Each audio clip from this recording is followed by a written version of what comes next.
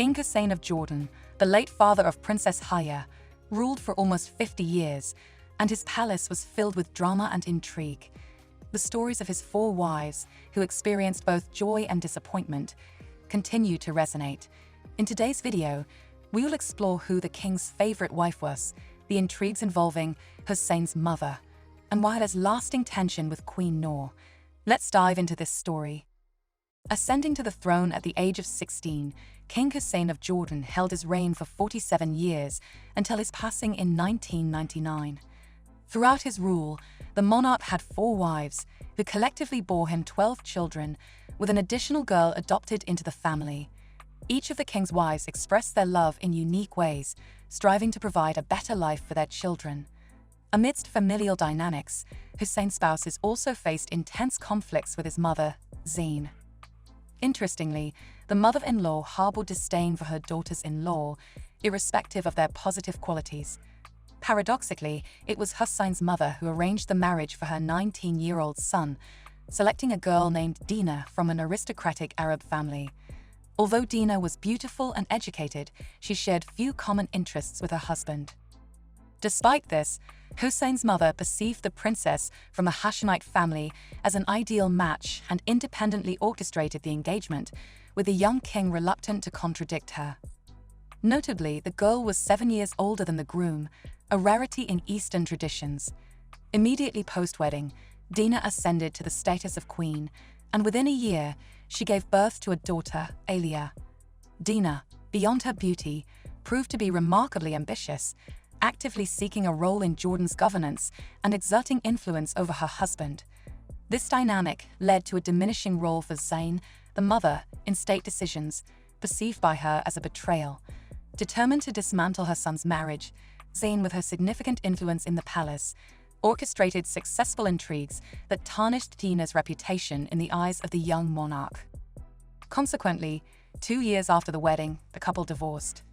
Zain, fueled by a desire for revenge, cruelly isolated Dina's daughter within the palace and imposed a ban on Dina's presence. Despite Dina's pleas, this endured for several years until the king's second wife persuaded him to lift the prohibition, allowing Dina to see her daughter once again.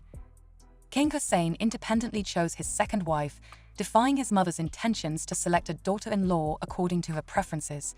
In 1961, during the filming of the epic movie Lawrence of Arabia in Jordan, Hussein seized the opportunity to witness battle scenes firsthand.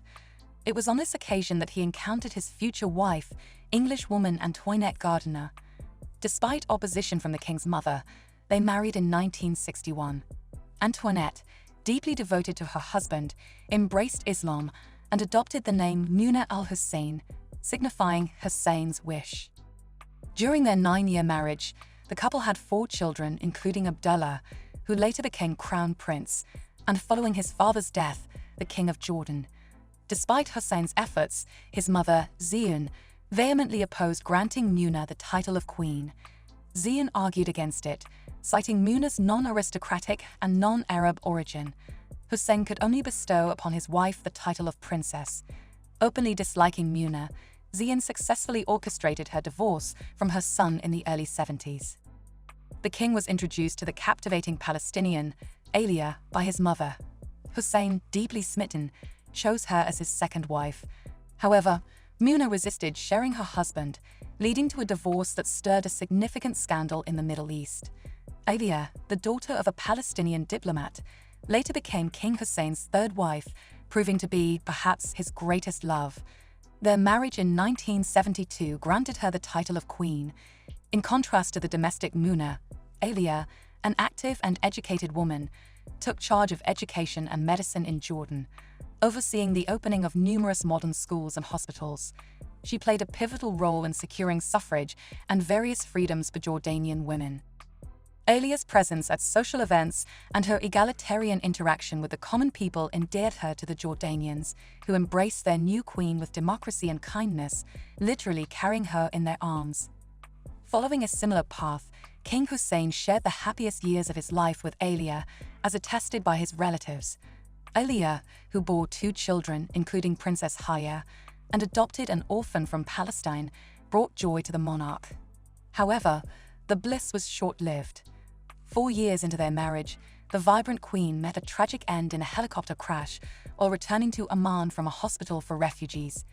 Jordan mourned for weeks, and even Hussein's overbearing mother grieved for the departed queen. In memory of the late queen, Amman Airport was named, yet King Hussein struggled with grief for an extended period. Despite the profound loss, life continued, and a year and a half later, the monarch entered into his fourth and final marriage with an American woman, Lisa Halabi. She was 17 years younger than Hussein and remarkably beautiful. According to relatives, her beauty is linked to her mixed origin, being half Syrian and half Swedish.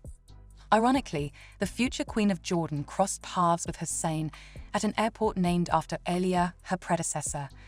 The king's mother, traditionally disapproving of her daughter-in-law, initiated a plot against her. A rumor spread, first in the palace and then throughout Jordan, portraying Lisa as an insidious American spy. Strangely enough, many believed it. Notably, some of the king's children from previous marriages still harbor the belief that their stepmother is a CIA agent. This perception may stem from the competition among Hussein's descendants for the throne of Jordan. Despite the rumors, the king genuinely loved his last wife. When choosing an Islamic name for her, he selected the word Noor. Noor al-Hussein translates to the light of Hussein in Arabic. The fourth wife faced the most trials. Her mother-in-law, Zain, harbored a strong dislike for her daughter-in-law, Noor, to the extent that she deliberately communicated only in Arabic, a language Noor had not yet mastered. Despite the mother-in-law's diminished influence in the palace, her attempts to sow discord between her son and Noor proved unsuccessful. Noor resided with the king for over 20 years until his passing in 1999. Upon the king's demise, the throne passed to Abdullah, Hussein's son from his second wife, Muna. Despite Abdullah's promise to his dying father that Hamza, Noor's eldest son, would succeed him, the succession took an unexpected turn. Hamza held the title of Crown Prince until 2004, after which it shifted to Abdullah's son, Al-Hussein. This twist deeply disappointed Noor, who had always envisioned her son ascending to the throne of Jordan. A few years ago, Hamza faced allegations of plotting against the acting king, and Noor was the sole advocate for her son. This strained Noor's relationship with the royal family, evident in her absence from Crown Prince Al-Hussein's wedding and her lack of congratulations for the newlyweds on her active Instagram page. Noor now resides in Jordan and the United States, actively participating in social activism. The king's first wife, Dina, married a Palestinian military officer, lived a long life, and passed away in Amman at the age of 89. Muna, the second wife, holds the esteemed position of being the mother to the current King Abdullah of Jordan. These women, along with the late Elia, share a common thread of inner strength forged through challenging yet fascinating life experiences. Their journeys included bright love, hurtful slander, the joy of motherhood, and the bitterness of loss. Feel free to share your favorite among King Hussein's wives in the comments. Don't forget to subscribe to the channel and hit the like button. Until next time.